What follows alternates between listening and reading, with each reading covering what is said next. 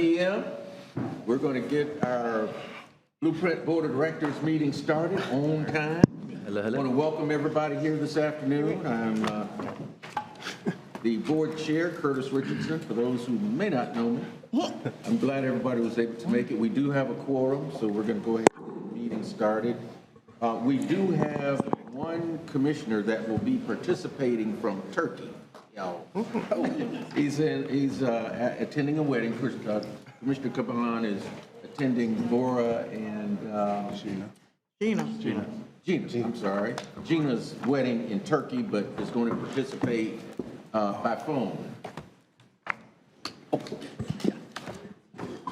And so he will be participating by phone. But what we need is a motion and a vote to. So move. Second. Okay, so we got a motion by Board Member O'Keefe, seconded by Board Member Cummings. All in favor of the motion signify by saying aye. Aye. Opposed, like sign. The motion carries unanimously. So, Mr. Chairman, if it's helpful, I do note that he may still be in the plane for the workshop. Okay. But it's good to have the motion if he's able to call Exactly. in advance time. And he should be available in country for the Business meeting? Business meeting, yes, Okay, sir. all right. And we will take that vote again during for the business meeting. We do have also two speakers that have signed up to speak. We don't have it on the agenda, but what I'd like to do is, prior to the workshop, give them the opportunity to speak, if everybody's okay with that. Okay? All right, let's tee it up and hear our speakers. Okay. Who's our first speaker? Our first speaker is Shauna Smith, followed by Max Epstein. Shauna? I'd like to reverse, if we could reverse that, is that okay? Okay. Sure, Mr. Epstein, name and address for the record, please. And you'll have 3 minutes once you get started. Welcome. Thank you. Glad to have you with us this afternoon. Appreciate it. Okay. Max Epstein, 1001 San Luis Road. I did send you some comments, but I have quite a few concerns about this budget. Borrowing a lot of money at the highest interest rates we've had in 25 years. And the fact that it seems like we are looking at a recession right now. And next year we are predicting, according to this budget, a 16.5% growth in our economy. If we don't hit those goals, we won't have enough money to cover these project increases or even the other projects that are further down the road. What happens if we go to 2021 levels, not just 2022? I'm hoping also that we can get an explanation about how much the debt service is going to cost for these project increases. From what I can tell is between all the bonding, $227 million, there's going to be $162 million of that paid in interest instead of waiting and phasing these projects in. Do we fully have to fund Wilani Boulevard all the way up to the north right now? Can we do some of these projects in phases so we save money on interest? And more questions. Why are there no federal funding? Why isn't Blueprint going after federal funding for any of these projects? The Airport Gateway and Capital Cascades would be perfect for federal funding. There's $1 trillion in infrastructure funds out there. Have the Pensacola Gateway, the Woodville, Orange Avenue, or Capital Cascades, will they be getting an increase that is the same as the other projects? Because we don't have the budget for those projects when we get to them. I think we need to have a balanced approach to this, and maybe even waiting a year or two for the interest rates to come down, for inflation to come down, then we have a lot fewer expenses when it comes to financing and also just the construction costs alone. And if you look at single-family homes, permits are down 30% year over year. We're going to have hundreds of multifamily units coming online. And Wilani has only been built out about a third of just the toe. You know, I could see us continuing that project, but why are we funding all of these projects up front And we're also told we don't have money to extend the Capital Cascades project study area to Lake Munson. It costs too much money. Well, we just found $100 million. We just found it. Anything is possible that this board puts its mind to, and it should be fair and it should be equitable. Thank you. Time. All right, thank you. Next speaker, Shauna Smith, followed by Stanley Sims. Good afternoon, Shauna Smith. Good address afternoon, Shauna. 814 Apache Street. I'm here to speak today on the Blueprint Fairground Beautification Project, Okay. and specifically the third largest land use of that projected area, which is the 2 baseball fields.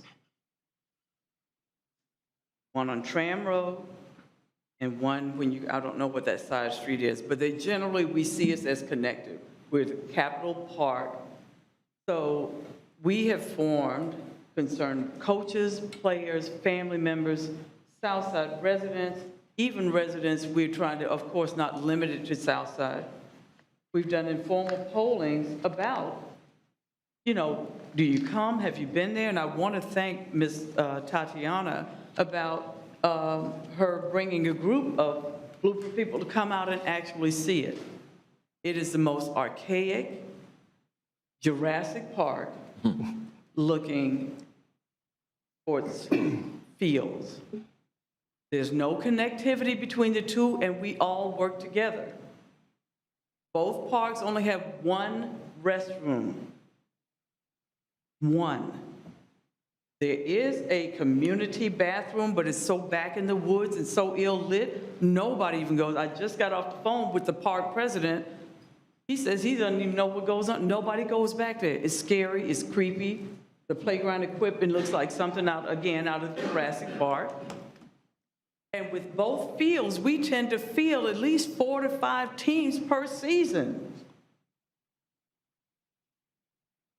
And a lot of families bring their kids out, like with the other parks where it's comfortable, and you have playgrounds where you can sit and watch the kids playing while you're watching your kid play ball. That's not going to happen at either of those parks. Not at your comfort level as a parent or grandparent coming out to support the players. $100-something million increase over the original budget to fund 5 projects? That all the projects generally that kind of get you from point A to point B, a bike trail, a linear trail, expanding a roadway. But what about the placemaking that needs to go on the south side? 30 seconds. We got Family Way, that's beautiful, and that has been an awesome resource in terms of bringing in positivity, businesses, and so forth. I'm with the Capitol Park Action Committee, and I hope that you will consider looking at those parks and seeing if they compare to when I drive my granddaughter all the way out to Meridian Road on Saturday mornings at 9 o'clock. Okay. Thank you. Thank you, Shauna. Or Ms. Smith, I apologize for that. Thank you. Next is Stanley Sims. Name and address for the record, please. I'm Stanley Sims. I'm at 1320 Avondale Way. I'm here today to remind you as elected leaders, as we look at infrastructure, the main purpose we look at infrastructure is to capitalize on our human structure. And for years, I've watched Tharp Street endanger our human capital. Mr. Chairman, you know your daughter went to a daycare on that street. My youngest son went to Miracle Hills or Village on that same street. I don't need to describe to you what that street looks like. We know. But here's something that I think I do need to describe. We're at a time in our city when the saying of all politics are local is so strong now than more so ever. People see so many reasons to be disengaged, to be lost. Human capital, human capital. As I look at the North Monroe corridor, we can coexist. It just takes a commitment about not who's right, but what's right. I'm looking forward to today, to a board, 2 entities, a local I can't say that word, and the county, working together to hear everyone's voice heard respectably, whether I like it or not. I'm looking for a board that will treat everyone with respect and check the personal feelings. And I know sometimes, speaking of a person with such a flamboyant personality such as myself, that might be challenging, but I'm asking each of you to demonstrate to me how it's done. So that Mayor Maddox, oh, I like that. Mayor, that rose, 30 that seconds. slides. Mayor Maddox, so that when your lights are off in my neighborhood, I want a little Nick to know, living next to me is living next to an opportunity. It's not about if you've lived there 30 years, but it's about living to a person who can offer you some help when you need it. That's what I'm looking for today. Time. Teach me how to be a good leader. Okay. Thank you, Mr. Sims. Any other speakers? No, sir. Okay.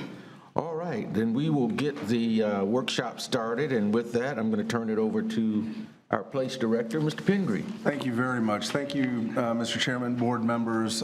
Quite a bit to cover, and I think a lot of answers to the questions and the conversation that's ongoing. Okay. First, I'm going to just walk you through at a high level what to expect in the workshop from staff presentation. We are going to go over the budget overview. This is not to get ahead of myself, but this is a year-round process, really, and this development cycle began early in the new year. We're going to talk significantly about all of these, but we are going to try and keep it within a relatively reasonable period of time, Mr. Chairman. We're going to talk about the revenue and updates and the performance of the revenue. We'll also talk about the project cost estimates and explain what's occurring, not just here within Blueprint Intergovernmental Agency, but to cities and counties all over the state and really nationwide, all of us responding to the same economic indicators and activities. We're going to talk about the substantial prioritization over about a decade that leads into this budget proposal document. And of course, we'll go through the capital improvement program, we'll go through the operating budgets, et cetera, and it'll lead to a series of recommendations. All of this information, of course, commissioners, is within your printed material. But finally, and importantly, we will take any direction that you provide at this meeting and incorporate that moving forward as we actually head towards approval at the second and final public hearing on the budget in September.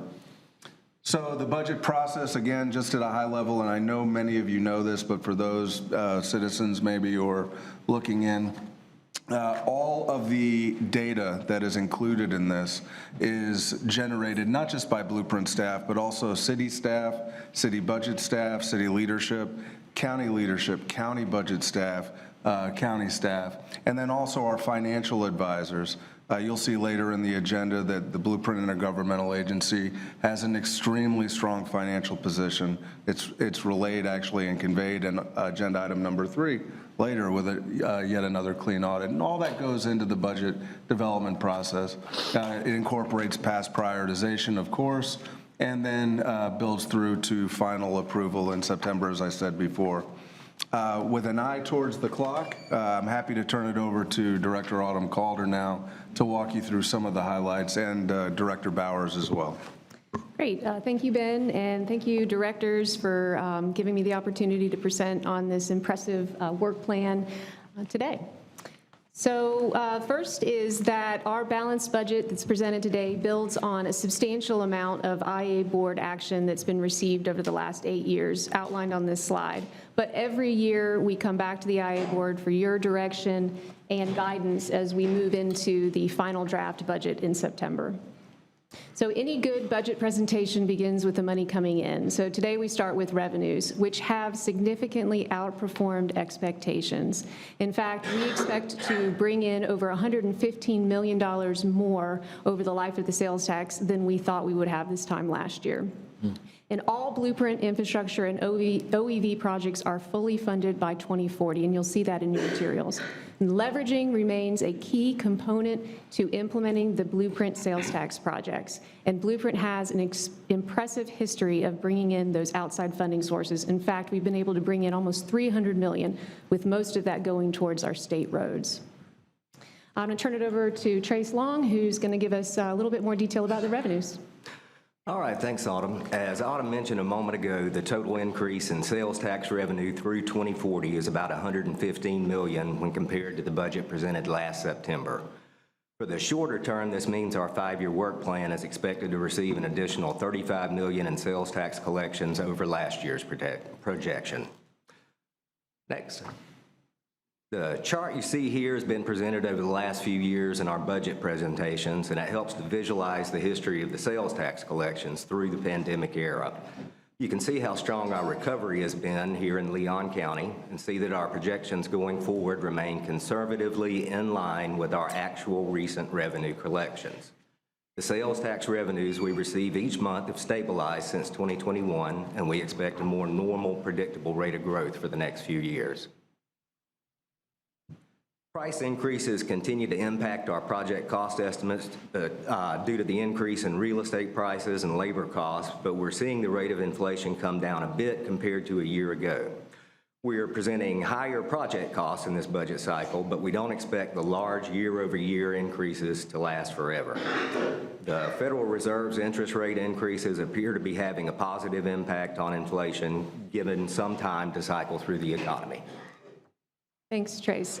And as he's shown, the sales tax revenues have come in higher, which is great for the program, but when it comes time for us to actually buy materials and services, then that means our cost estimates are increasing too. But we're absolutely not alone in this. Just looking at the Department of Transportation, their quarterly indicators report has shown that over the last 4 years, the construction price for new roadway has increased 87%. And just the last 3 months alone have shown a 54% increase in earthwork.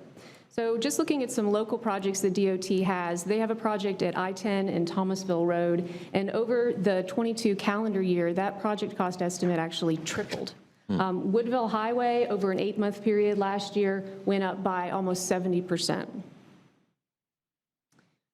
Blueprint projects, the point that we are at in the program is we have been working diligently on a lot of design work. So that means that all of our projects have been refined by a substantial amount of technical analysis. So projects that once started as a concept or a line on a map are now full-fledged designs being ready to go to construction. So as a result, we have better cost estimates for what these projects will cost. So total project costs have increased by a little under $100 million, which represents a 17% increase over our fiscal year 23 estimates. But at the same time, we have those strong sales tax revenues, we have a strong, solid financial foundation for the agency, and we have the ability to finance to be able to keep these projects on schedule with the prioritization that the IA board has provided. As I mentioned, a strong financial position, and when we did the bond issuance a year ago, we received a AA rating from Fitch and also from Moody's. We have strong financial management, as Ben mentioned earlier, as reflected in each of our independent audits, which received this year an unmodified opinion. The financing plan is $227 million over the life of the sales tax. It includes a combination of bonds and state infrastructure bank loans. State infrastructure bank loans are an excellent way to leverage our sales tax funds. And in fact, we just experienced this just last year. Our state infrastructure bank loan interest rate was 1.85, whereas our conventional bond was 2.6%. So let's get into the projects, which is the fun part. Our 5-year capital budget directs the expenditure of over $300 million to key community projects. And of course, it builds on all the prioritization to date that the board has provided. It fully funds regional gateway projects, sidewalks, water quality projects, and greenways. It's 28 projects, and when you add in all of the prior year investments, it's over $660 million invested back into our community, with almost $400 million invested on the south side alone. It's 52 miles of greenways, 7 new public parks, and 18 projects that start construction within that 5-year period. And just over the next 2 years alone, we already have 4 projects that are currently under construction and 16 projects that'll start in those next 2 years. So I want to go through some of these projects. It's pretty exciting. They make for absolutely beautiful photos, but they also improve the recreation experience for the Leon County citizens, protect our environmental resources, and reduce traffic congestion. So starting with Capital Circle Southwest, the #1 Blueprint priority project. This project has been funded, constructed by Florida Department of Transportation, under construction today. Excellent example of leveraging those outside resources. They brought over $120 million to this local priority project. And that image on the upper left shows you what it's going to look like when it's done.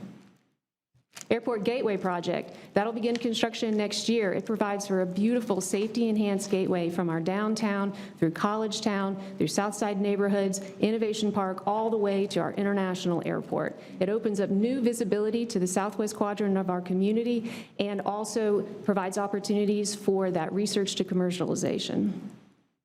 The History and Culture Trail project, under construction today. You've probably already seen the artwork and the sculptural installations that have gone in. We'll get those interpretive stations fabricated this summer and installed this fall. The North Monroe Gateway project, another excellent example of leveraging outside funding resources. To date, this project has a total investment of $21 million, with over $10 million that's already been completed today, and another $4.5 million proposed to this draft work plan that adds to enhanced streetscaping, gateway signage, landscape medians, all key elements to creating a beautiful entrance into and out of our community. Capital Circle Southwest Greenways project, under construction today, provides for a new 113-acre nature park. Beautiful natural wetland through there. We cannot wait to get this open this summer. Market District placemaking, a complimentary agenda item in your regular meeting today, includes the construction of the 9-acre park and pedestrian streetscaping improvements within the business district. On the south side, the Orange Meridian placemaking project. This park will go into construction this summer, and the Monroe Adams Corridor placemaking project includes the construction and improvement of over 5 city blocks between FAMU Way and Magnolia Drive to enhance the access to the businesses, parking, and streetscaping. The Northeast Gateway project provides a regional road to support the anticipated and long envisioned development for this area. It also provides an alternative to widening our canopy roads. The Walani Greenway, which when connected to Miccosukee, creates a 17-mile loop and sets us up for a new I-10 interchange, and that'll go into construction this summer. The Fairgrounds Beautification and Improvements Project, right now, we have a master planning effort underway. We're going to be bringing back some information for the IA board later this fall on that effort, but it'll open up new opportunities for this underutilized parcel and the new cornerstone for the south side. The Northeast Park is a recreation park that's going to be constructed by Blueprint, going into design this year in the northwest part of Leon County. Midtown placemaking, another leveraging opportunity with the state. The first phase of this project will be through the heart of Midtown from Monroe Street up to 7th Avenue, including a complete streets project with resurfacing dollars from DOT and placemaking elements from Blueprint. The Lake Lafayette and St. Mark's Regional Linear Park, we just recently closed on a leveraging opportunity with the Falls Chase development, whereby we're funding the construction of a new trail and new access to Upper Lake Lafayette. And when together, combined, it provides over 9 miles of trail connectivity between key recreation areas in our community. The Animal Services Center project goes into construction later this year and really provides improvements to the Animal Services Center for the animals that have to stay there. 3 trail projects, which together represent over $28 million investment in trails from downtown to the northwest part of the county to the Magnolia Drive. The Bannerman Road project includes the improvements of Bannerman Road widening from 2 lanes to 4, from Bannerman Crossing to Preservation Road, and then from Bannerman Crossing all the way to Meridian. We've got multimodal facilities and enhanced landscaping. That has some sidewalks that are going into construction this summer and roadway construction that begins early next year. And then last project for highlight is our Tharp Street project. At the board meeting last time, we talked about advancing this project in your 5-year plan, and you'll see that reflected in the draft materials you have before you. Beginning the PD&E stage for this roadway project this year, and then in the meantime, looking for opportunities to enhance some of those sidewalk connections. So just looking at fiscal year '24, we have $180 million invested that maintains the project progress that the IA board has directed to date. It provides full funding to construct over 20 miles of new roadways and 60 acres of new public parks.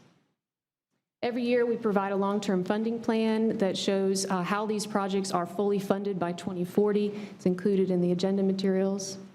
And then from A to Z, the blueprint impacts from 2000 to 2040, 44 projects. $1.4 billion of investment, $660 million within our south side. Wow. It's 38 miles of improved roadways. That's less traffic congestion, less idling time, 202 miles of bicycle and pedestrian facilities. That means people are provided mobility choices in 17 new or improved parks. So to implement on a day-to-day basis this impressive work program is our operating budget, which is included in your materials today.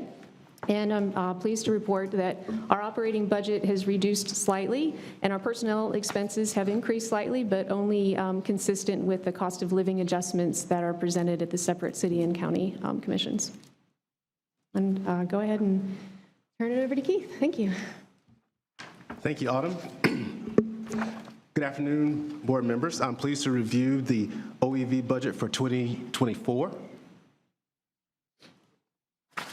OEV is in a very good financial position with a projected steady stream of funding to allocate towards future projects at your direction.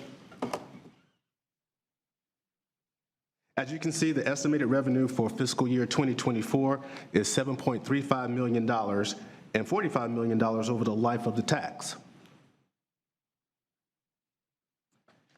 The fiscal year 2024 proposed allocation to fund OEV's capital projects ensures that the funds committed to business expansion incentives, agreements, and economic development projects are fully invested. Due to the higher anticipated sales tax, OEV has proposed funding to the Competitive Project Fund to ensure that our community is positioned to leverage funding for future competitive projects very similar to Amazon.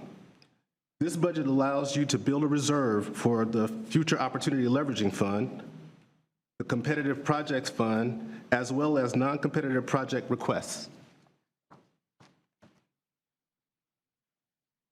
This year's capital budget will also provide funding, as mentioned, for the Future Opportunity Leveraging Fund for future programming by the IA. Allocating dollars towards the Future Opportunity Leveraging Fund allows OEV to execute on mid and long-term strategies updated in the strategic plan. For example, with the immense opportunities emerging in magnetics and technology, funding can be used to pursue those opportunities.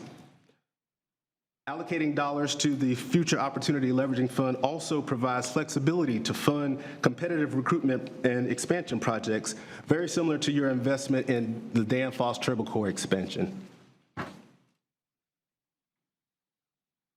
Board members, you've made a significant investment in the MWSBE division of OEV by allocating funding for a new position and programming funding to expand the breadth and depth of the MWSBE industry academies.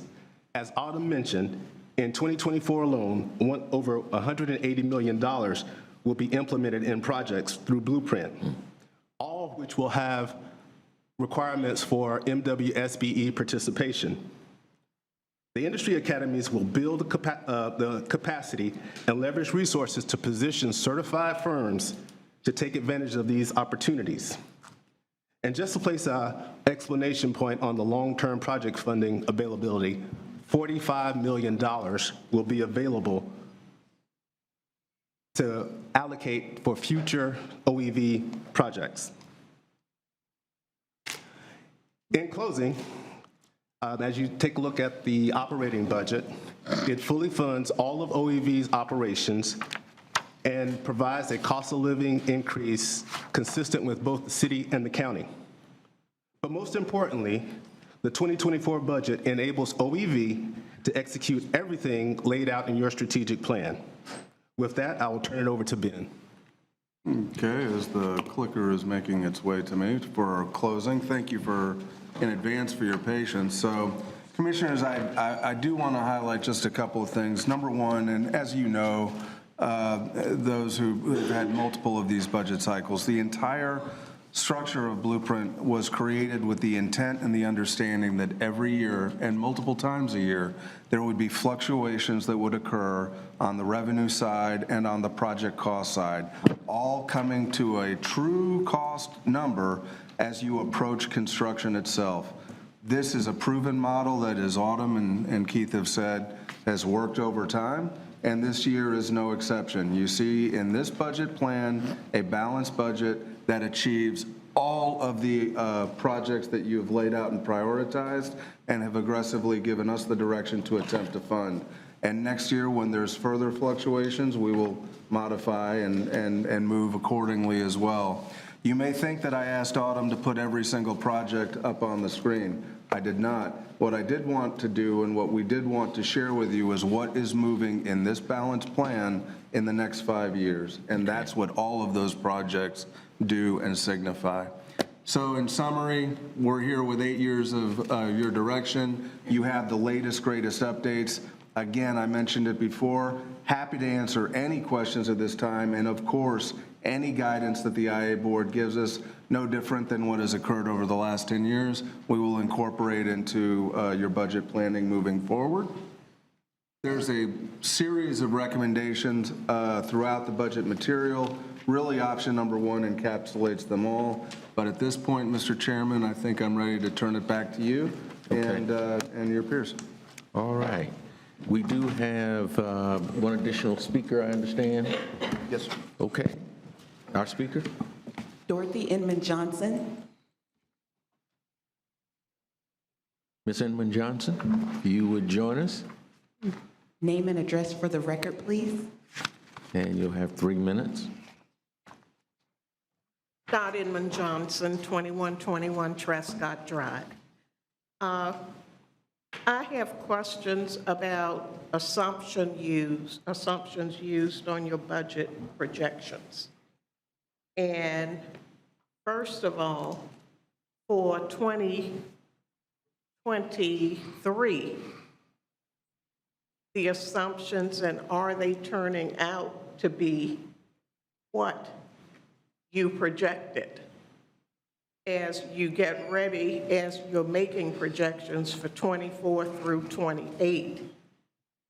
I have concerns that there are things going on beyond our control, debt limit that could impact finances and people's pocketbooks at the local level.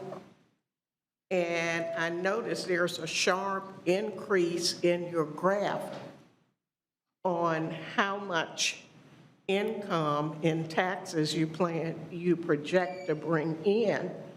And we're kind of dealing with the bird in the bush before we have the bird in the hand in terms of spending projections. The last thing is I noticed there were some decreases in the budget for some of the South Side projects. And I want to know if any of the other projects, the large-scale ones like Willani, were moved up in the programming, and money from those projects were shifted to these other projects. Those are my comments. And I'm sure you can't answer them now, but I will put them in writing and submit them to staff. Okay, Thank thank you. All right. Board members, any discussion? Thank you, Mr. Chairman. Questions? Board Member Proctor. Thank you, Mr. Chairman. Members, thank you for this opportunity. I want to say that the draft plan looks good. It whets my appetite with respect to what is being proposed to us. I am finally delighted to feel movement with the Thorpe Street corridor. It has been a tremendous need for a long time, and that we're actually seeing some pictorials suggesting what it can become is really good. It feels like progress here at this table. Additionally, I am asking the question poignantly, what is the status of Woodville Highway there from the 4-point area down to Capitol Circle? And secondly, also an emergency evacuation route from 363, the Wakulla Springs turnoff down to Wakulla line. What adjustments and how we're embracing the rest of Crawfordville Road, US 319 South, those two. And then I have one other comment, sir. Okay, Mr. Pendergreen. So the Woodville Highway project, well, both projects you mentioned are on state roads, and a key component to our project, to our funding plan, is leveraging those state dollars for state roads. I can say that Woodville Highway is the #1 project on our local CRTPA project priority list, so that priority has been conveyed to DOT as our #1 local priority. And then just for clarification, was the question about a Crawfordville Highway? Yes. Specifically? Okay, yeah, that's not a project on the blueprint list, but I do know that is also included in the CRTPA's project priority list for conveyance to DOT. Okay, how a priority is that? Because before we had a CRPTA, our, I forget the name of it, MPO, made commitments that when Wakulla built their road and 4-laned it to the county's line, their north line, to meet Leon County, that we then would get serious about building out the rest of Crawfordville Road. And I'm discomforted by its absence here on this vacuum of a list. And it is an emergency evacuation route. Tremendous growth in Crawfordville. I just view them as Leon County South. I don't even see Crawfordville as a distinction from Leon County. So much of our money is there. So much of our workforce is there. I think that road would be safer, no doubt. Critical commitments were made because money got hijacked from Crawfordville Road, $14 million to be exact, and was placed on 319 North Thomasville Road to take it to the Georgia line. And I think that it was disingenuous then, and it certainly remains with me a very sore, S-O-R-E, sore spot. So, Ms. Calder, I certainly appreciate, and I think that this board really, Ms. Chairman, we all did a resolution, a letter from the chairman. That road was left hanging, but 319 North was not left hanging. It went to Georgia. It connects to an interstate situation. Now that Wakulla, which no one thought they would ever do anything there, but they have done their part, and we made the commitment, if they did theirs, we would do ours. And I feel that coming from our board, a letter encouraging that transportation body to make it a high priority, because so much of our workforce retires into the Wakulla community and commences their day from Wakulla community. And then finally, I'd like to give a shout out to the work that's being done on Capitol Circle Southwest. That is humongous. And some years ago, this is an ask of staff for information. The state of Florida proposed to widen Adams Street, crossing the bridge by the Department of Education and going down to Orange Avenue. We rejected about $28 million. President Humphreys and members of the neighborhood did not want it to occur. I'd like to know what happened to that project. Can we widen Adams Street, which would, that bottleneck coming up from the post office, it would have been healed. But there was opposition at that time. I'd love to see that brought back forward from the state and made a, we need that. The community needs that. We don't need to go down and bottleneck and tiptoe down to Orange Avenue. Then it goes to 4 lanes, go down to 363, then it stops, and then you tiptoe back down to Wakulla. Then it opens up and you go on by your business. Something is disjunctive about that. So we need an even flow from downtown Tallahassee all the way to the coast. Those are my observations, and I appreciate your forwarding me this time, Mr. Chairman. All right. Thank you, Board Member Proctor. Any other questions? Board Member Williams-Cox. Thank you, Mr. Chair. I'm looking at the options and recommendations here. I don't know if it's just me or the print got real small when we got there, but I can read it.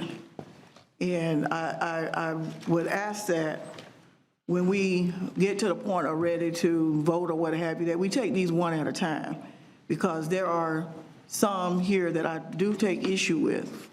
And I want to make sure that we don't swipe the whole thing and I not have a chance to take a bite at it. So let me just go ahead and preempt you now on what I have a problem with. Okay. The problem I have is with the Northeast Park.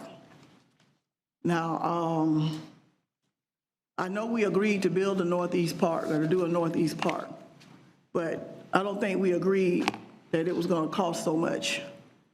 You know, the City of Tallahassee has built a beautiful brand new park that is everything that our residents said that they wanted. And we did it for somewhere around $3 million. Not nearly what is being asked for here. In the material that I studied, the residents have asked for, they were surveyed, and they were asked what they wanted. And there was a list of 12 things. And based on what I've learned in my briefings, the Northeast Park request is now to include tournament-style baseball fields.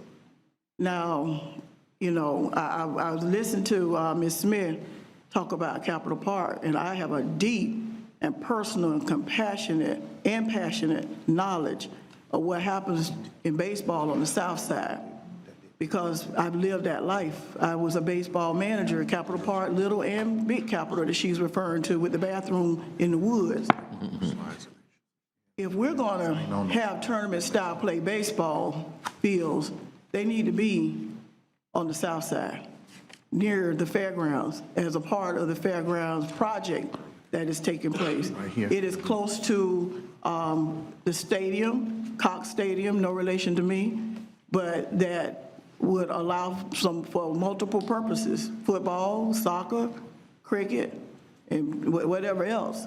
So if we're going to invest in this community on something that's going to bring in travel ball or whatever, then I believe that it needs to happen where it is already started and just need to enhance it. It's easy to get in from the airport, coming around Capitol Circle from I-10 to get to it, and it will provide to the South Side what we say we want: economic development and opportunity. Now, I know that there's work. We're going to see something in the fall about the fairgrounds.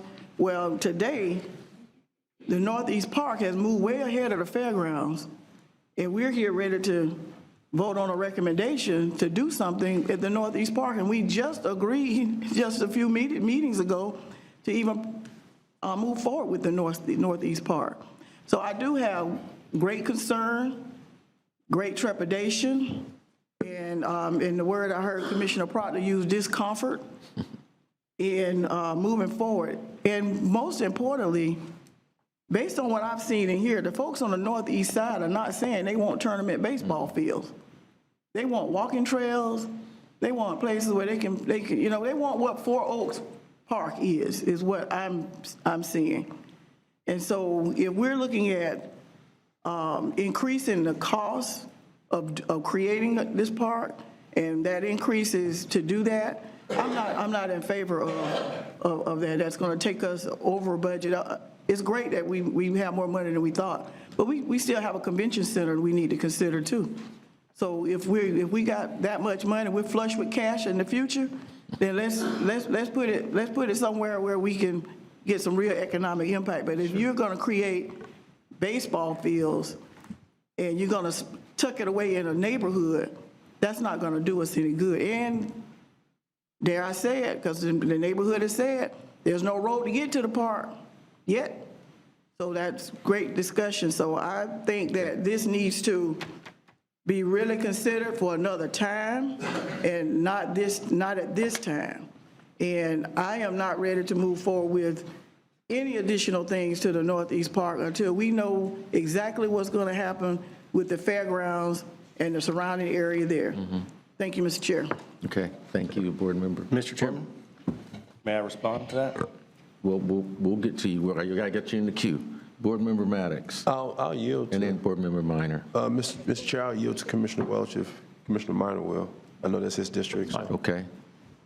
Board Member Welch. Thank you, Mr. Chairman, and thank you, Commissioner Williams-Cox. I appreciate your concern. I genuinely do. There's a couple things in regards to the budget item associated with the park. Number one, all these projects have gone up in price. They've all gone up in cost. They're revenue neutral, so there's really no reason to pick on the Northeast Park. They're all the same in terms, in fact, the Northeast Park is the least of the budget increases associated with any of these projects. Secondly, the Northeast Park was advanced at the same time as the fairgrounds was advanced and rolled into the 5-year budget plan. So it's not any further ahead of the fairgrounds other than in its implementation. Thirdly, the park at Southwood has the same size fields as is proposed for the Northeast Park. So I think there's a fundamental misunderstanding of the design plan for the Northeast Park. There's no such thing as tournament-style field. Any baseball field is a tournament-style field. The fields at the Northeast Park, as proposed in item 5 later in the day, are called 60-90 convertible fields, right? I'm very familiar with that, Commissioner Welch. Well, I appreciate that. It's my time, Madam. Yeah. Those are convertible fields. They support play from 7 years old to 18 years old. Now, we're about to build a $135 million road that'll drive right next to them. Those are designed to be built at the same time to apply cost savings. We are planning on an intersection with the interstate, not 3 miles from where the location of this Northeast Park is to be built. Now, if we can support recreational play Monday through Friday, those parks lie fallow Saturdays and Sundays. Now, we talk about economic development. Economic development is just as valid on the northeast side of Tallahassee as it is on the south side of Tallahassee. We can support tournament play. As far as I know, the fairgrounds budget has gone up $14 million, which I think the planning includes improvements to Capitol Park. And so it's really troubling to me that we would take this stance at this point, considering things that we will get into in item number 5 when we talk about, because I know this has been circulated. And that's fine, we can have a discussion about it. But the facts of the matter are the Northeast Park is not special to, it's not anything different from any other active recreational facility. It ain't a tournament style field. It ain't no different than it is literally the same size as the fields you built in Southwood. And so we gotta be real careful when we start talking about these budget items because they've all gone up. The least of which is the Northeast Park. We're gonna put Willani Boulevard on the chopping block now? We're going to relitigate all of this. This board has moved these items to this point. And so, yeah, the revenues are up, the costs are up, it's all neutral. And so I look forward to the conversation on item 5. But I find it really frustrating and questionable that we're focusing in on the Northeast Park for some reason. And it doesn't seem fair. This is a facility that is, you cannot overstate the need for this facility in Northeast Leon County. Simple as that. It has to be done. It has been promised for 2 decades. And so, while I appreciate your concern for the budget, I assure you, I am aware of the wants and needs of the folks in Northeast Leon County. This park will provide the necessities and the amenities that they want and they need. And I look forward to the discussion amongst the board members on how we move forward. But I can promise you that there is nothing unique about the programming or the operation of this park. It will have sand volleyball courts that will allow Childs High School's athletes not to drive to Southwood. It will have pickleball courts, which will allow folks in Northeast Leon County not to drive all across the county to find a pickleball court. It will have a full-size football field. It will have convertible space in the outfields, just like your park does at Southwood, to provide for soccer, to provide for flag football, to provide for all kinds of potential great programming. And so it is not a tournament-style baseball facility any more than any other is. And I know at the county we've put a real priority on economic development around sports tourism. I have fully supported any notion of developing the fairgrounds into a world-class economic driver for sports tourism. And I will continue to do so. I will not fret over the $16 million increase to the fairgrounds budget, I promise you. Because I think it is just as needed and just as valid and just as important as the Northeast Park is to growing those sectors. Thank you, Mr. Chairman. Okay. Mr. Chairman, if on point. On point, Commissioner Okay, Cox. I just, and I'm not trying to go back and forth. And Commissioner Welch, I appreciate what you had to say, and I represent the Northeast as well, because it's, we're citywide.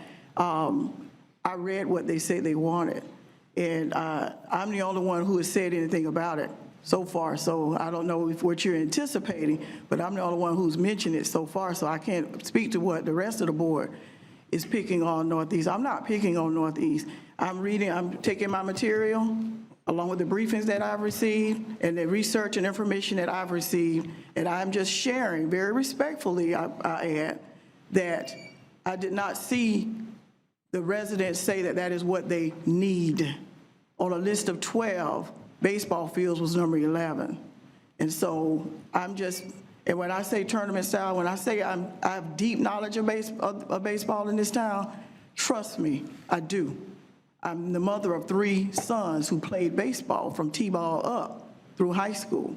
So, and again, I've managed these parks. I know what I'm talking about. Yeah, I know the 60-90 measurements, but for the people who are listening who may not be baseball enthusiasts, that's why I'm saying what I'm saying. We've played travel ball.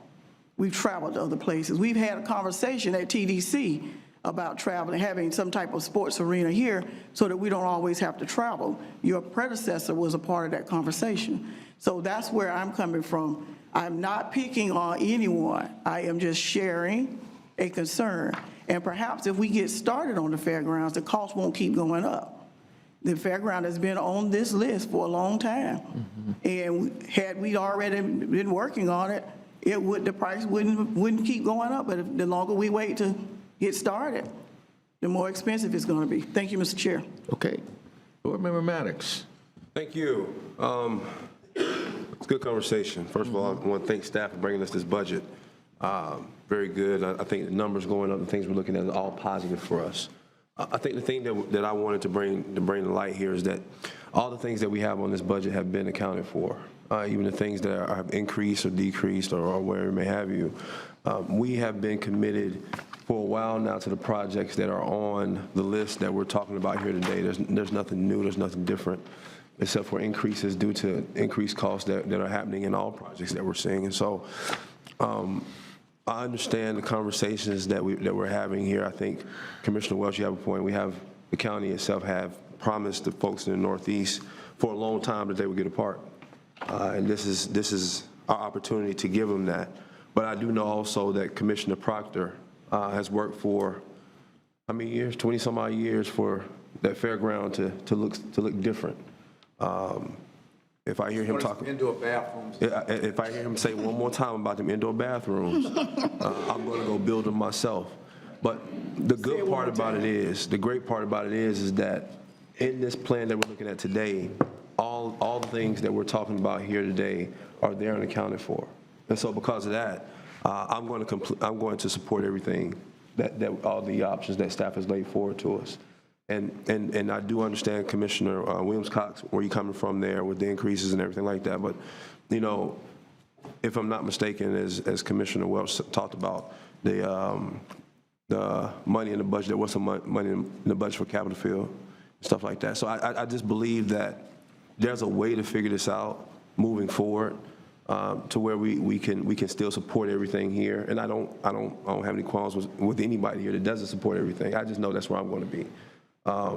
Because again, we've worked very hard to get to this point, to be able to have a Northeast Park contemplated, this county built, this county run, and then also to be able to balance it out to know that in the same budget, we're also looking at having a fairground revitalized that will have indoor bathrooms, that will contemplate the thought of transforming the land around it to be more of a community asset than what it already is for the South Side. So with that being said, Mr. Chair, I'm going to support the recommendations from staff, and I'm very proud of where we are and where this board has come and where staff has led us to. Thank you. Okay. Board Member Minor. Thank you, Mr. Chairman. First of all, I'd like to thank staff for the incredible amount of work that's been put into this budget. This is not easy. You know, all the different factors coming in to play into this, and I want to thank staff for all their effort. Ben, you and your team have done a great job. And the projects that are in this binder are going to do great things for this community. A majority of us, maybe unanimously, for many of the projects, are supporting these projects, and they're good projects that are going to help this community. One of the great things about this binder is that we know that we've got $97 million in new projected blueprint revenue for infrastructure. That's incredible news. I do have a concern, though, that I wanted to share with everybody, and I spoke about this with Ben and with Vince, you know, the county administrator, and so they know about this concern of mine. And I'm not here to throw bombs or, you know, cast aspersions. And I want to bring this up to you and then try to find a way where we can find a solution that makes everybody happy. The people living in the east and west areas of Tallahassee are not getting their fair share of these new blueprint revenue dollars for infrastructure. In the agenda materials, there's a lot of good stuff going on, an incredible amount of great projects that are, the scopes are increasing for many of them. The budgets are increasing for many of them. And because of just the way the economy is, the costs are increasing. But there are also some other projects on the east side and west side that are having their scopes reduced and their budgets reduced. And I wanted to share this with you. I tried purposely not to draw it along district lines, but you can see here where the stark inequities are. And I'll pass this around just so people can see it. But you got two areas, East and West Tallahassee, that are losing blueprint dollars to the tune of $27 million in the west and $4.6 million in the east. Now, I brought this up with Ben, and we talked about it at length. And his response was, which is a good one, was that, listen, we're leveraging a lot of money to come into blueprint projects. It's what we do. It's how we extend the effectiveness of blueprint. And I get that, and I agree with him. He's right. But the inequity here is so stark that I have to do some explaining to the folks that live in the east and west sides. And it's not just me. It's also Commissioner Caban, Commissioner Maddox, Vice Chair Cummings, O'Keefe. It's the mayor and all the city commissioners. You know, we represent these jurisdictions that are in the red. And yes, we can talk about leveraging, and we will, because that's a fact. We are getting money for some of these projects. But when it comes to blueprint revenue, new blueprint revenue, these projects are losing those funds. And so what I'd like to do is, Mr. Chairman, I don't know if it's time for a motion for the workshop. There's no motion here. We're going to ratify the, there's a motion that we're going to have. Yeah, there will be a motion. motion. So what I'd like to do is move option 1 with the following exception. I'd like to direct our staff to go back and restore $4.6 million for the Lake Lafayette project in the east and $7.7 million for the North Monroe project in the west. And here's why. Those two projects have not been fully defined in terms of their scopes of work. If you know, in the agenda item, we talk about Lake Lafayette and the St. Mark's Trail. You know, that budget was reduced because some of the trails that were being looked at were not deemed feasible. And so what the agenda item says, like, let's figure out what more we can do. But in the meantime, we're going to take money away from that project.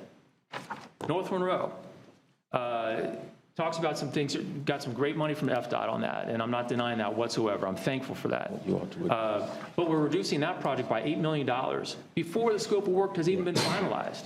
The county commission at the last meeting, or the strategic planning meeting in January, unanimously approved a multi-day charrette with the public to collect input about North Monroe. And some of the ideas that are being bandied around right now around the public are great ideas that are not in the proposed agenda item here. So listen, this stuff is hard. You know, we're doing some great things here, but this inequity is so stark that I'd like to have this motion take place. Option 1, with the exception of moving the money back and restoring these two budgets for these two areas, until those projects are defined more carefully.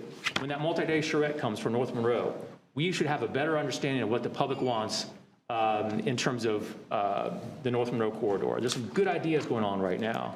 Let's figure out what those are, and then if that $8 million, $7.7 million can be used for North Monroe, great. If not, let's throw some of that money back into the blueprint pool. I'd be happy with that.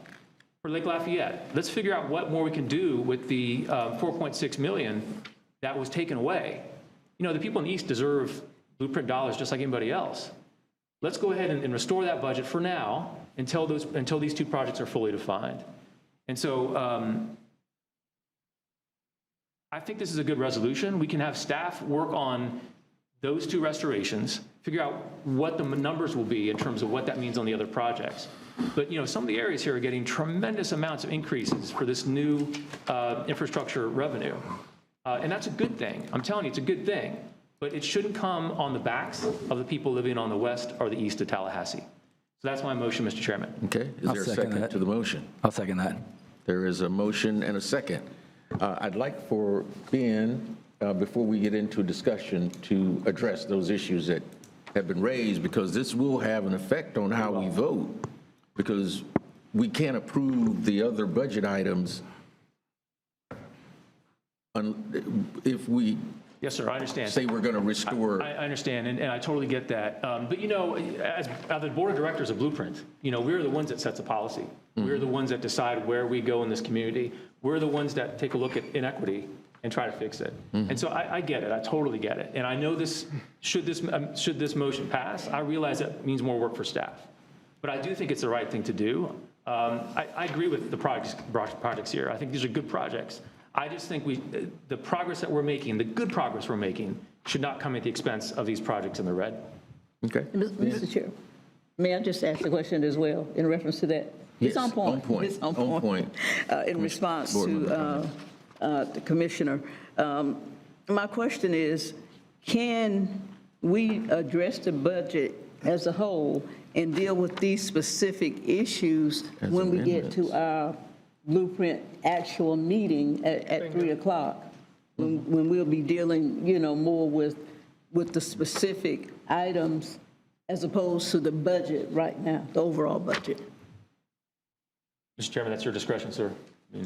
Well, there's a I think motion that's a on the more floor, and appropriate it's place to it's do been it, a Mr. second, so we've got to Yeah. dispose of it some kind of way. Do you withdraw it, or we I like, I take the mean, vote? we can talk about it now or later. Okay, Ben, if you all would address the issues that have been raised. Absolutely, thank you. And if it's helpful for the body, you do have a ratification item of anything you do at the workshop immediately once your meeting starts. So I think in that case, because that's already a placeholder, anything that you do here would be quickly addressed in the regular meeting, if that provides any comfort. Very simply, Commissioner Minor, we're happy to do that. As I said at the beginning, at the end of my comments earlier, we will move forward towards your budget approval with any direction that's provided. I do want to thank you for the conversation that we had about it. Won't belabor it, but you're right in your comments as well, how important leveraging is. And some of what you see here is reduction in blueprint dollars because we have levered outside dollars for the same projects. But that being said, completely understand what you're saying, and if that's the will of the board, we are absolutely able to do that. Okay. I've got, I was in queue after. Minor. Maddox. Oh, I'm sorry. He said he was in queue next, but. now, I've got you in the queue to speak, but generally on the budget, Commissioner Matlow, this is on the particular motion. And I think Board Member Daley was the first one to ask to speak on this motion. Did you want to? Commissioner Matlow was before me. Yeah, either way. Okay. I guess it's all related since the motion's Okay, all right. on the budget. Board Member Matlow. I guess to start from the top, I have no interest in killing the Northeast Park. I think we've been talking about it. Let's move forward and get it done. As for the fairgrounds, and I'll wrap this into Commissioner Minor's comments as well. Can we just take a second on the fairgrounds and give a recap on what we bonded and where we're going and kind of what the vision is for that project? Yeah, I was going to ask for that before we took the vote on the final budget. Point of information. Could have staff talk about, and address specifically also, Autumn, the issues that Ms. Smith raised concerning the baseball fields? Mr. Chair, can I, point of information that might help clear things up? At the beginning, you suggested, Vice Chair, Commissioner Cummings suggested that we take things recommendation A, B, C, D, because we have so many things. And I want to kind of mention that to see if that might be a good idea, because we're all, this motion covers everything, and there's a lot to do, and we might be more productive following the suggestion that we do things recommendation A than B. Okay, that actually came from Board Member Cox, but thank you. We'll come back to that. Let's go ahead and get the description of. Another point of information, Mr. Chairman. Can we, unless there's something projecting the two, I like to decouple this narrative about the fairground and the Northeast Park. I don't understand how those subjects are, that word. And I'm troubled by feeling some kind of way that the fairground and the Northeast Park and all like that. Fairground is not located, it's been standing out there since 1940 as an underdeveloped park. So I just appreciate, unless something has happened that's not in here. Right. Yeah, well, we've just had a request to talk about the improvements that are being proposed for the fairgrounds, not coupling the two, but just a discussion of what improvements are being recommended for the fairgrounds. So Autumn, if you would do that. Mr. Chairman, I got a sheet of paper here, but it has no source of what this means. I don't know what that means. Okay, this is not from our, Autumn, this is not from our staff. If I could ask you all for your indulgence, respect the chair, thank you. Autumn, if you would give us a presentation on the improvements that are being recommended for the fairgrounds, please. Absolutely. The fairgrounds project is currently in a master plan development phase. We have concluded what we call the listen and understand phase, which was the first phase. It included a lot of public engagement. Over 120 different stakeholders were engaged during that process, as well as 14 different neighborhoods that are in proximity to the fairgrounds. The summary of the listen and understand phase included these top priorities, and just bear with me, I'll read them one by one. Provide flexible multi-purpose facilities for regional community and sporting events, repair and expand utilities. Number 3 was improve the RV area. 4, improve and expand parking facilities. 5, beautify the appearance of the property. 6, leverage the existing sports recreational uses in the area. 7, attract new mixed-use development. 8, increase pedestrian connectivity and walkability. 9, create curated green space and recreational open space. 10, attract the arts and entertainment. And 11, implement safety improvements. So that's what we're moving forward with, looking at the ability to incorporate those priorities into the master plan. Does that include indoor bathrooms? Definitely. Yeah, sorry I didn't say that directly, but that is understood. Okay. All right. Further comments? Board Member Matlow. Thank you. Yeah, I just wanted to make sure we're kind of going forward with both simultaneously. I mean, I think that those are going to be, frankly, the projects that our community is probably most proud of. You know, people get excited about recreational facilities and destinations.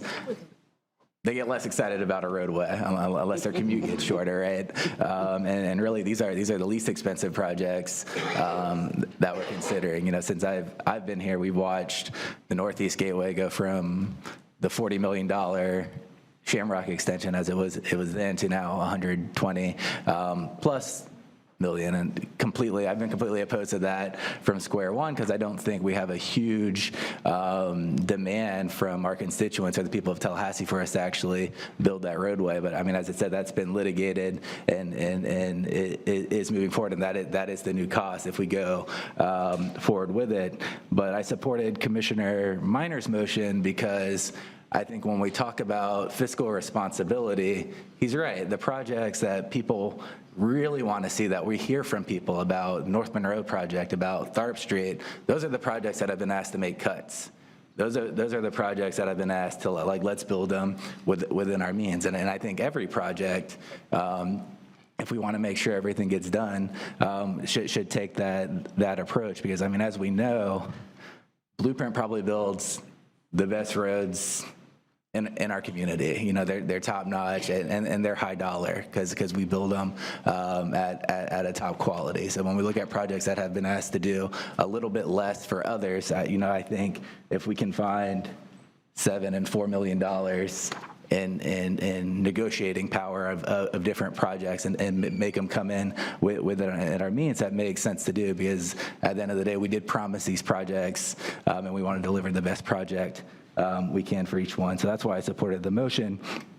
And, you know, lastly, I will say you know, the future is not guaranteed. You know, revenue projections are revenue projections, and we're at the longest economic expansion we've seen in quite a time. And when we look at the current numbers over the last few years, we've seen unprecedented federal dollars dumped into consumers' hands. So, I mean, this is all generated by sales tax.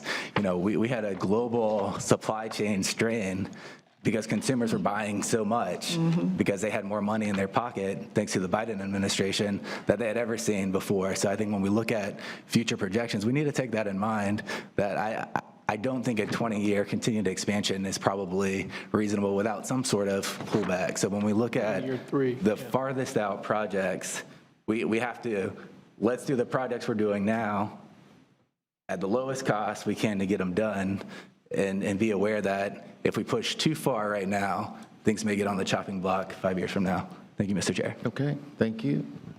Ben had a clarification. Yeah. And then, Board Member Daley, did you still want to address the motion? Okay. Yeah, thank you. And I just wanted to thank you for the ability to just clarify. I'm sorry? I was going to ask Board Member O'Keefe, did you want to address the motion? I do want to address the motion, but I don't want to skip the line. Oh, yeah, no, we're going to go to Board Member Daley, and then I just wanted to make sure I put you in the queue. Okay. Just before, again, completely understand the motion, but I want to be very clear about what the balanced budget proposal includes. And the two projects that were named, just before the body votes, I think it's important for clarity. The North Monroe Gateway project, a project that initially began as a $9 million project and has since grown in your latest budget to $12 million, a blueprint projection. That's a $21 million project, of which $10 million has already been leveraged by the state. $11 million remains to be done for all of those activities. We're successful yet again in leveraging an additional $6.5 million of state dollars, again, for the original project scope. So that remains the $4.5 million, and that's why it was presented as such. Okay. In terms of the Lake Lafayette project, another great project, so much of the work has already been done around Upper Lake Lafayette. That which has not yet been done has been deemed to be infeasible. So that's why the budget proposal included keeping the original amount in an out year while we could explore the possibilities of what could be feasible. And I just wanted to be very clear on those 2 points. And I thank the motion maker and Sure, and I think it was important for us to have that information because that might help shape some people's position now on where we go with this. It certainly has influenced mine, Rick, I have to tell you that. So, Board Member Daley, and then we'll come to you, Board Member Keefe in the queue. I appreciate it. Mr. Pingree, let's talk process here. This is a budget workshop. How many more budget workshops will we have before final adoption of the budget September 30th? There are none scheduled, 2 hearings. But One more time. There are 2 public hearings before final adoption, but there is no additional IA board budget workshop scheduled. Until September 30th? That's correct, sir. Well, first of all, I suggest another budget workshop before final adoption September 30th. You're talking about nearly $1 billion budget that we're supposed to hammer out in 44 minutes, and that's not going to happen. Number 2, Commissioner Welch, you've brought up some great points. You've brought up some great points, Commissioner Williams-Cox. You've brought up some great points, Rick. Bill, I agree. We should decouple, and we shouldn't be pitting one against the other. My point is that when we look at the budget workshop process, we have time. This is a workshop. Quite honestly, I think we all have so many. Commissioner Matlow, you brought up some great points. I'll tell you my frustration, out of the 10 recommendations, there's not a single recommendation dealing with debt reduction. We have all this newfound money and we're going to borrow more, and we haven't even had a single conversation about, is that really what we want to do? Or do we want to concentrate on debt reduction as well? It's unfair to say we need to cut 10 million here and put it here, cut 5 million here, put it there. No, each project is unique. We do not have an analysis project by project of this is what has been originally budgeted. This is the increased cost of construction. Construction might be playground equipment and ball fields. Construction might be concrete for a road. And this is also the extra amount that we're putting into this above and beyond. I just think that it is premature to make, pardon the pun, concrete decisions today. I think it would be more appropriate for and everybody keep your powder dry. Let's be Swiss, not pit north against south, east against west, project versus project. We're going to have a great conversation later on today on 2 of the projects. Quite honestly, with an extra $100 million, we should probably have more meetings to talk about all the projects and where we stand. Folks, it's 2023. This is the life of a 20-year penny. We need to keep that in consideration. Mr. Chairman, if I had my druthers, I would be more interested in a substitute or a motion, not for any of the recommendations, but to accept the budget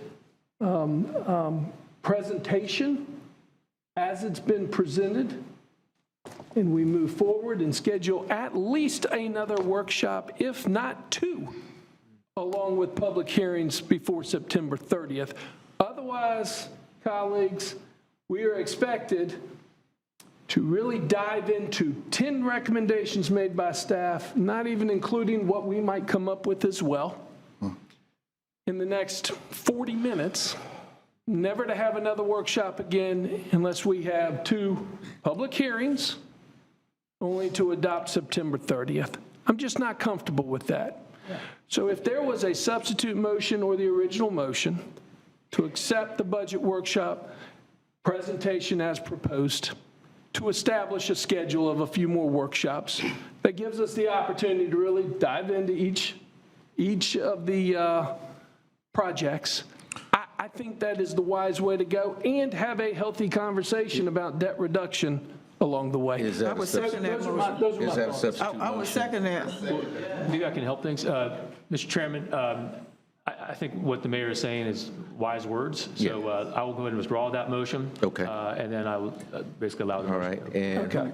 I'll second. I would be more than happy to make that Board Member motion. Matlow, you were the seconder of the, Yeah, I'll withdraw my second. Okay, all Just right. A point of clarification, Mr. Chair. oh, I'm sorry, go ahead. So Board the Member. original motion included, we're talking about the draft budget. Correct. Moving forward, but there's a lot of reallocation of funds for the current year. Do we want to dispose of those separately, or Mr. Penegry, what would be? Are you recommending just pause everything and? Yeah. Commissioner Matlow, Okay. yeah, that is a great point. Mixed into these 10 recommendations are some shuffling of money that probably, if staff would like for us to discuss today, that should probably take place after this motion. What I am concentrating on is the future budget that will not be ratified until the end of September. So that's a very good point, Commissioner Matlow. Yeah, So- and we can have that discussion on the direction for staff to bring back to us for the future workshops and hearings. Just point of clarification. So, Mr. Mayor, what your recommendation is not accept the report, accept the presentation. Correct. But not adopt anything that's binding in terms of the allocations on the Right. projects. Correct. Okay. And if there's other motions to be made after this, then we'll take them up, and we have 39 minutes to consider them. Okay. Board Member O'Keefe, did you still have comments that you wanted to make? You're recognized. So, So I'm sorry. So we've got a motion and a second Yes, sir. on the floor. And so you're speaking to the motion? Okay. Correct. All right. Let's get yeah, this in the out with proper the old place. motion, in with the new. I'm speaking to the new. Yes. All right. Thank you, Commissioner Minor. Honestly, I can thank every commissioner who's spoken with this. And so, of course, now this is different when I originally raised my thing because we have this motion. I'm all for, we definitely need more workshops. We're talking about a lot of big money. However, my understanding of what we're here to do is to provide guidance to staff on a huge, complicated budget, and to not give any guidance more than we want to meet again, for the most part, does not do our staff the service to come back with revisions or information. And so I really want to respect the budget staff that put a lot of work into 10 recommendations. And I think that on a billion-dollar budget, we shouldn't let necessarily the clock stop us from giving them guidance to move forward, or else we will just have a new workshop where we start where we are today.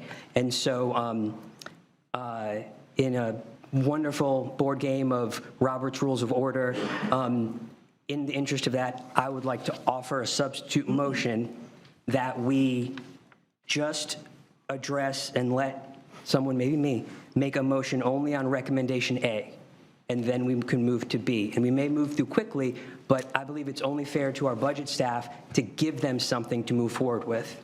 Thank you. Mr. Chair. On point, as the maker of the motion, on point. Okay. On point. Number one, we do have a time constraint because we have a publicly advertised meeting that begins at 3 o'clock. One way or another, this workshop is over at 3 o'clock. Now, whether we come back after that meeting continue, that's a whole different conversation. Number two, I am not comfortable moving forward until there is a healthy conversation about debt reduction. We really dive into the projects of what are the increased cost of construction and what is additional money found that's going to be bonded just to be put into a project. So, Okay, there is a substitute motion. Is there a second? Is there a second? Mr. Chair, may I get clarification on the motion again, Mr. O'Keefe? What are you asking for? Sure. Board Member O'Keefe.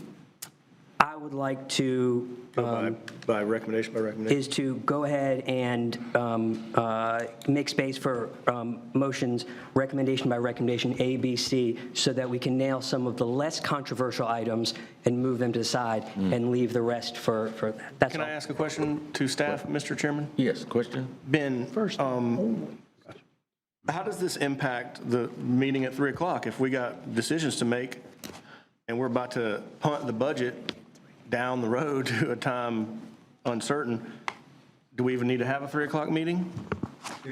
It's been advertised. We'll have a 3 o'clock meeting. So how does that impact those conversations? Well, there are two items in particular on the agenda for your 3 o'clock meeting. And if you take action or do not take action on either of those two items, that's to be specific, the Northeast Park item matter and the Market District Park matter, it could have an impact on those two items, of course. On point. I respectfully disagree. You even have the asterisk in the agenda that says the action that we take at the meeting, which is the official ratification, is the workshop that we would have to ratify, could fluctuate based on the discussion. But to answer your question, Commissioner Welsh, as I understand it, we can move full force 100% with the recommendation that's before us on both of the items. And that is a legally binding decision that we will make at the meeting, that whether we do anything here at the workshop, we can still make those legally binding decisions. For those two projects. Absolutely. Is that staff's interpretation?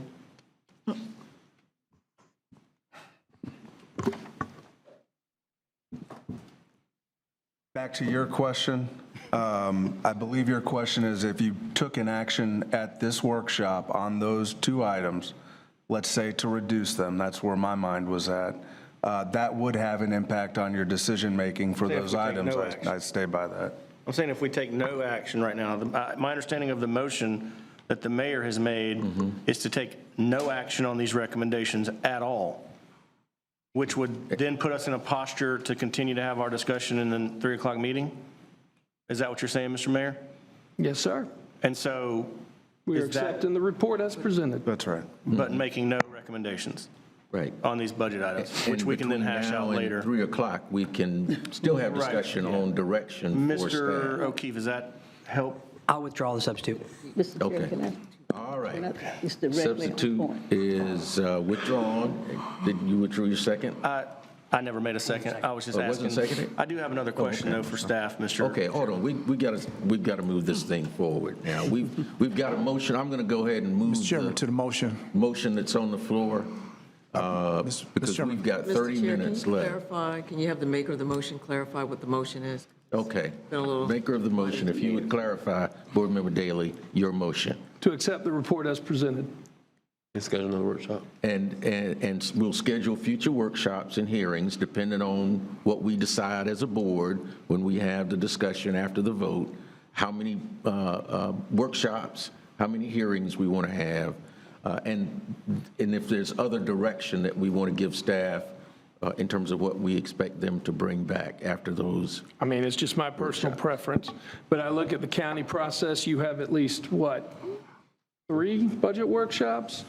At the city, we have about 5 or 6 budget workshops. I would propose at least 2 more budget workshops. Now, look, at the next workshop, we might finish business and not need the 3rd.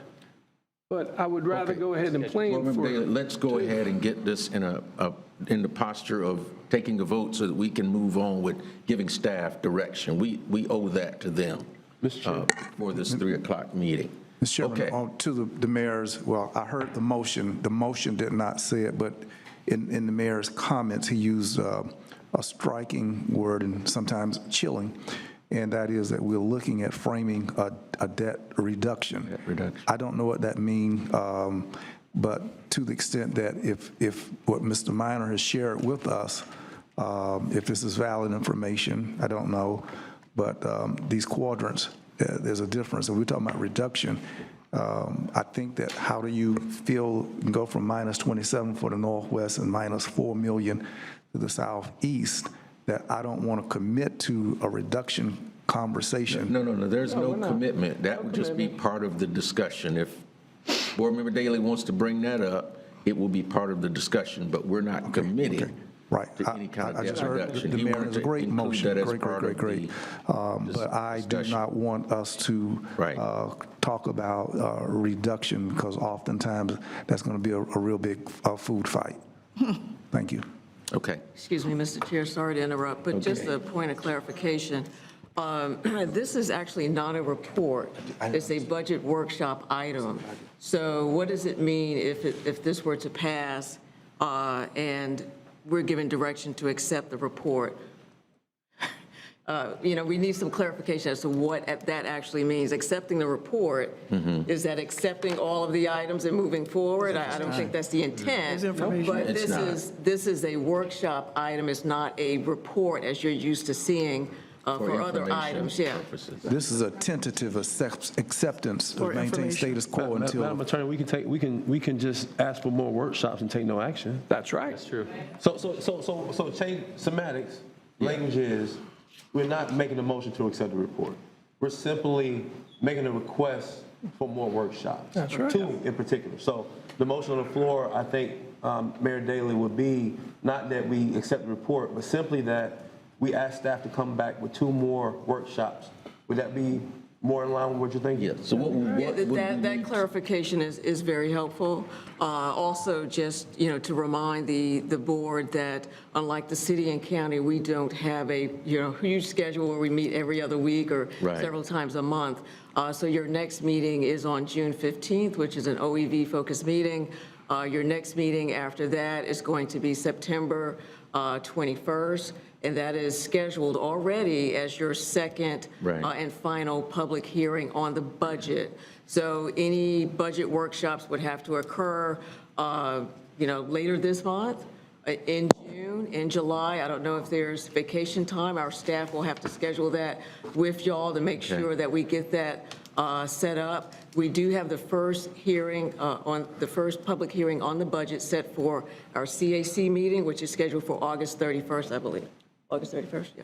All right, Mr. Chairman, can I revise the motion? I think I can clear this up right now. Take a stab at it. And on point, I know that usually when we have our workshops, whatever the topic is, there's usually another item recommendation at the bottom. It's called staff board direction. So let's consider this board direction. Yeah, it's here. It's in the recommendation. That we would have that June 15th meeting. Starts at what time, Madam Attorney? Starts at 3, sir. 3 o'clock. Well, I suggest we have a workshop and start at 9 o'clock in the morning. And we can go from 9 until 3 if we need to. That gives us plenty of time to discuss an $800 million plus budget.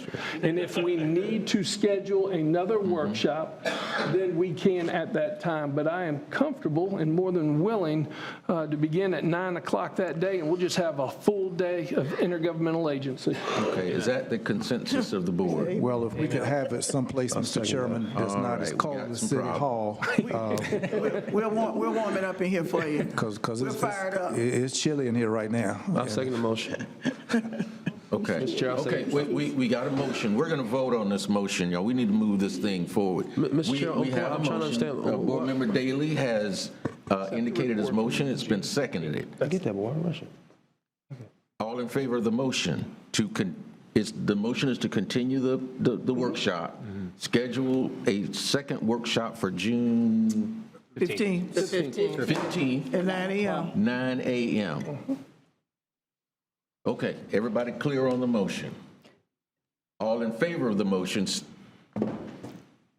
Board Member Porter. Thank you, Mr. Chair. I'm sure it can be resolved. The city, we do have a CRA meeting at 9:30 that morning, but I'm sure that we can resolve that Mr. Chair. for this. I just As wanted to make that point. As chair of the CRA board, we'll move it. Okay. I just wanted to make that note. Thank you. Madam Chair said we can handle it. Okay. Thank you, Jay. All in favor of the Mr. Chair, motion? one other thing that the mayor has spoken to in the surplus, can the staff include our concerns for the Crawfordville Road or bring information back as well as what happened to the Adams Street money that the state had? Can that be incorporated? If that's the will of the board, yes. Okay, very good. I don't hear any I would objection. request that. Mr. Chair. the Crawfordville Road, we got 363 to the end, information on that. Okay, we got you. And the Adams Street widening piece. Okay. In this next further Board Member Welch, discussion. and then we're going to take the vote. Mr. Chair, we got 26 minutes. What happens after we take the vote? Bathroom. Oh, that's what we're trying to do? Folks who need a break. Oh, okay. Mr. Chair. Mr. Chair, This is cold in here. Listen, you all, I am chairing this committee. I'm trying to keep as much order and decorum as possible. Okay? After Board Member Welch's comments, we will take a vote on this issue, and we're going to move forward. Whatever people want to do between now and 3 o'clock, Board Member Maddox, is up to them. Board Member Welch. Thank you, Mr. Chair. I'm going to probably go with Mr. Maddox, or Commissioner Proctor, and seek some warmth. So this is a question for staff. Just so I'm clear, we do budget recommendation B and budget recommendation C do not have to move forward right now for us to fully deal with our 3 o'clock agenda?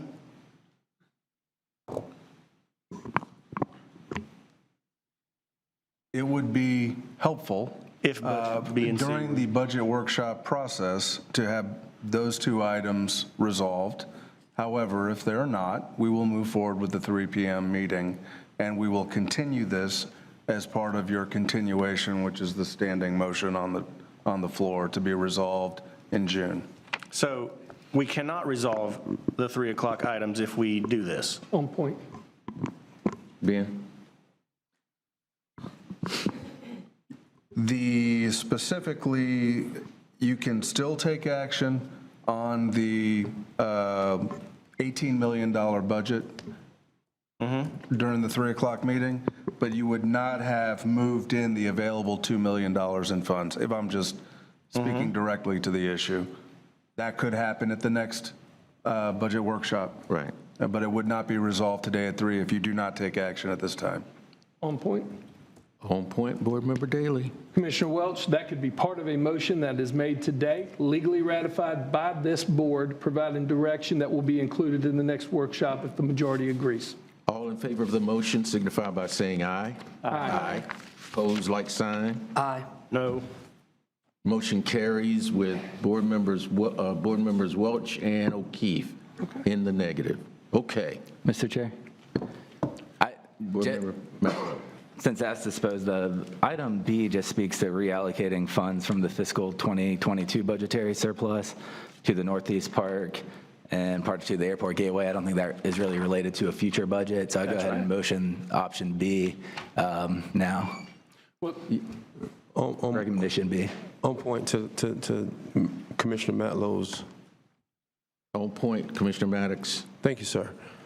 That's part of the reason I was asking why we're going ahead and voting on the motion that was on the floor, because what we're going to do, are we now going to get into taking each one and maybe picking them out and saying, because that goes directly against what the mayor had talked about, which was the motion on the floor, which was for us to have additional workshops and then bring this stuff back. So and I agree with you. I mean, there was a way to piecemeal this thing together to where the ones we agreed on, we could go ahead and agree on and then come back and have another workshop. But if we're going to start doing stuff like this, then it's a lot different than what we talked about. So that's why I was asking the question, Mr. Chair. I wasn't trying to, get in front of what you were trying to do there, but I was more so thinking to myself, there's going to be recommendations that's going to be made now. We've taken a motion. We're rolling forward. So anything that we approve at this point is different than what we're talking about before. So I'm in a place right now because we've taken a motion, though I agree with you on that, and I would probably have seconded that and want to move forward with it, and even on the fairground, I'm ready to go on that. But now that we are in this place, I say we just go ahead and just wait for the additional workshop and just take it all up then. Yeah. And the thoughts and opinions you have here today, just bring them with you on the 15th. Of course. Mr. Chairman. Is it on point? Yeah, clarification. No, and that's a good point, Commissioner Matlow. The motion that we just approved deals with the future proposed budget, which we are in the workshop cycle right now. Right. Option B that you're dealing with is money that is sitting in the bank right now that we can provide staff at any moment during a meeting direction immediately on how to move forward. In this case, it's fiscal year 2022 surplus. Right. If there is a motion and the majority of this board decides this afternoon during the meeting, it is legally binding, and Commissioner Welch, you are accomplishing your goal. So I'm trying not to confuse the two. The motion is future budget, which we don't ratify, but for action on option B, it just happens to be included in this workshop as a recommendation. Right. But truly, it is a separate fiscal year that is already collected and sitting in, and it can be dealt with today. Madam Attorney, is that in fact the posture that we're in? Mr. Chair, I'm looking at our senior accountant. Okay, senior accountant? Are we in the proper posture to take the action that Board Member Daley has? Yes, sir. Okay. That would be perfectly fine. We would request at the regular meeting today if you could move options A and B, which deal with the fiscal year 23 budget. Okay. If that's the board's direction. All right. Mr. Chairman. Mr. Chairman, no. I'm confused. Ben? Thank you. If it's helpful, what would be best, since we have a ratification item that we're about to go right in the next 20 minutes, and you will vote on, if you can dispense with that now, you'll ratify it at your regular meeting. A and B, just what was discussed. If that's the will of this body, I would recommend you do it now. And then playing this forward, when we bring back the same budget material, that will be struck through. You have already resolved it. Exactly. You will not need to address it again. Right. So that's what you're suggesting we do now, is take If your items? intention is to do it today, that would be the cleanest way to do it. All right. That is an assumption Do I? that is being made by the executive director, though. Oh, I'm sorry. Misunderstood. Board Member Minor. Thank you, Mr. Chairman. I know what we're trying to do. I mean, I'm trying to make some progress, and I understand that. The concern I have, though, especially with Recommendation B, for example, and I support the Northeast Park, I support the Airport Gateway, but by passing this recommendation, you're actually constraining the discussion that we've already scheduled the workshops for. Right? So my suggestion would be, I know we want to move forward, but my suggestion is to honor the spirit of the motion made by Mayor Daley, which passed, that basically has the budget open.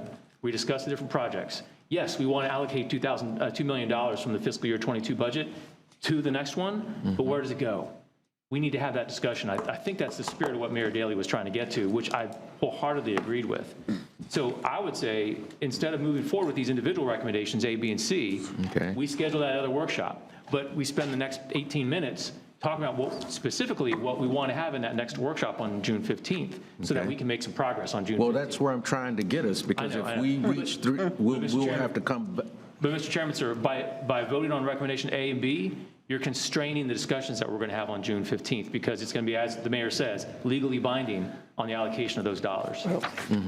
You know, and if we all agree on the motion that Mayor Daley suggested, which we did, we voted unanimously, then the spirit of that is to have an open book at our workshop on June 15th at 9 a.m., where we talk about all the projects and where we're going to go. All right, so we're at the point now where we're going to have discussion in the next 15 minutes.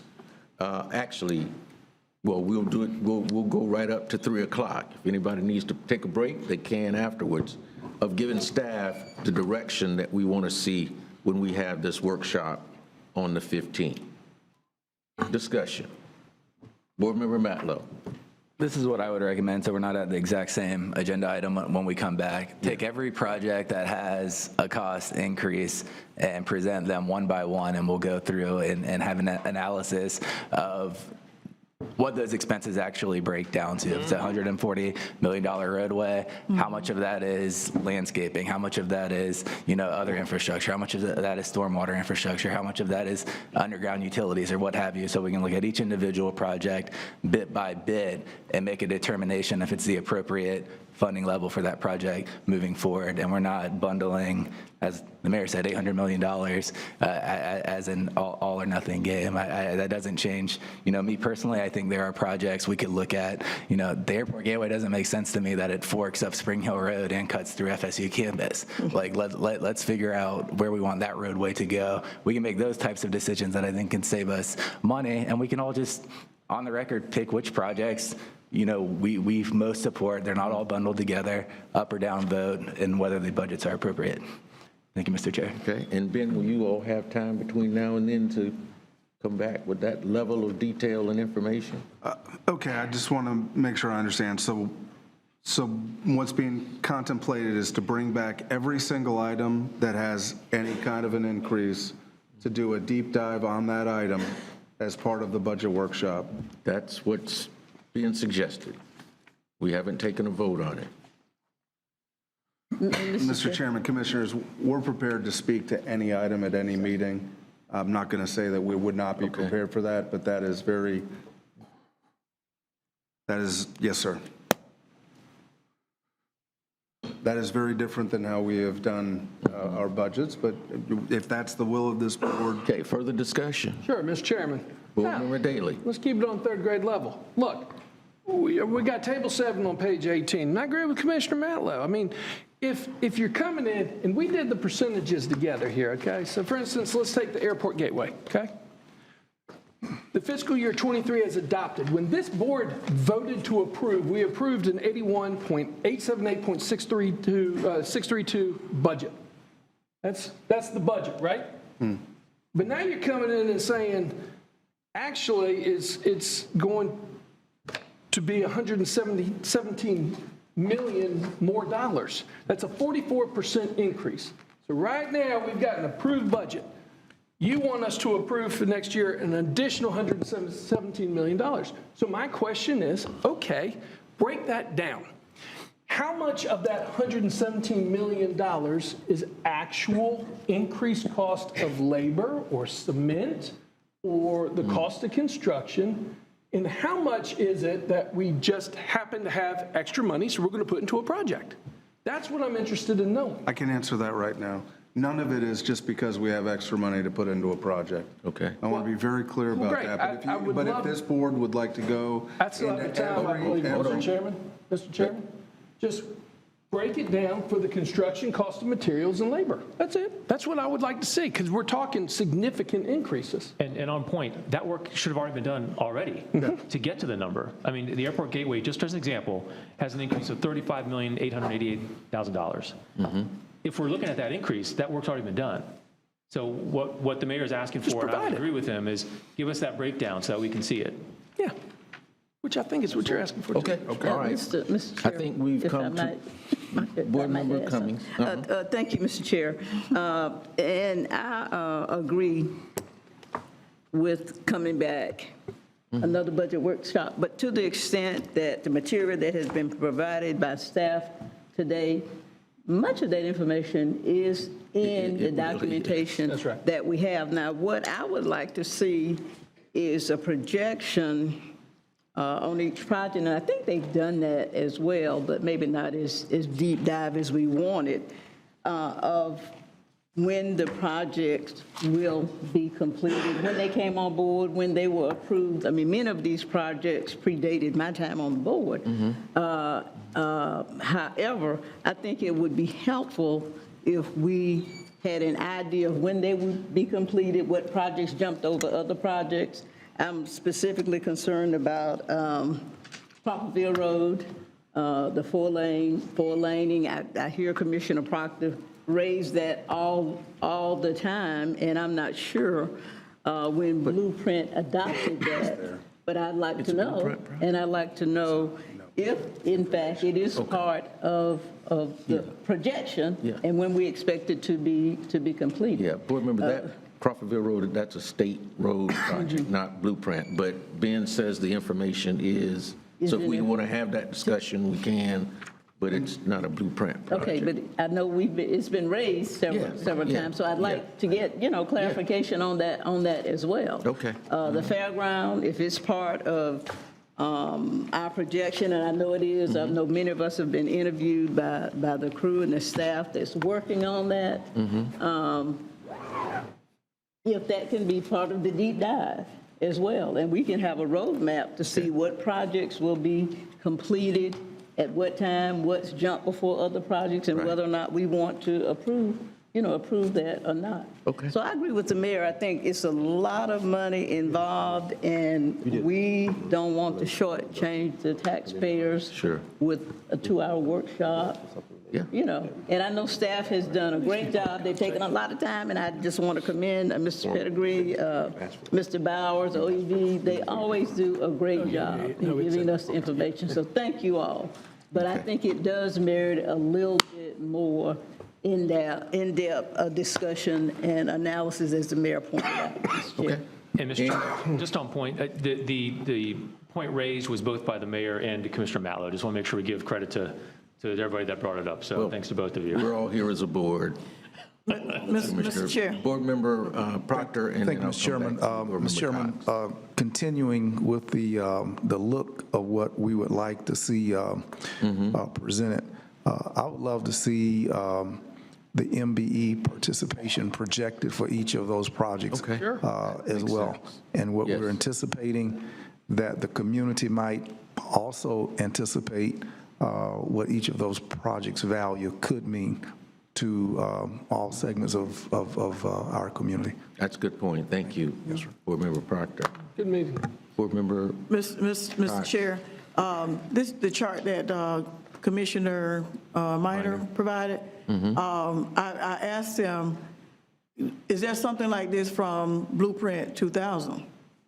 Because it's my understanding that some of the decisions that were made for this one was based on the fact that so many went not named projects went undone, but that the money may not have been equitably It wasn't, I can tell you spread that. across our community. Yeah. So to say that it's not being spread equitably here now, in my mind, I need to go back to what happened, what predated this to cause perhaps some of this to occur. And if you don't have it, that's okay, but I just want to say that this can't stand on its own because there was something that came before it that some decisions for this was made based on what did or did not happen back then. I'm just saying. Yeah. Any other discussion? Board Member O'Keefe. Oatmeal raisin cookies? Thank you, Mr. Oatmeal Chairman. raisin cookies? And I want to especially thank staff. Your job did not get any easier and will not with this so far. And hopefully the future workshop will help narrow things down for you. I feel your pain and I appreciate the work that you're doing because this is not a small thing. And I just say that I think, this is a lot of money and we have 32 key projects. And generally speaking, I like the idea of going one by one. But my concern is with only scheduling a one-day workshop, at the pace we're going, where we spent 2 hours not deciding on 10 recommendations, perhaps we should schedule a few days of a workshop to get this done. What say ye? I would say get as far as we can in the first one if we want to add And additional schedule, after. yeah, because we can always do it as we've done here. June 15th, and if we have another one, we'll have another one. See how we're going. Yeah, Right. yeah, okay. Mr. Chairman, would it be appropriate for me to call the question that we would have 8 minutes before we could vote on the mayor's motion? Well, let me ask if there's any further discussion. I think staff has the direction. Ben, you all clear on what we're expecting for the next workshop that will be scheduled June 15th at 9 a.m. and the CRA chair will reschedule the CRA meeting and you all have the direction you need to bring us back what we're anticipating. We do, and we will be ready. All right. Is there a motion then to adjourn? So moved. Before we do that, was there a pending motion on the floor or? No. No, okay, great, No. thank you. We dispensed with Board Member Daley's motion and that was it. Okay. We will reconvene promptly at 3 p.m. Thank you all. This has been a very good meeting. Thank you.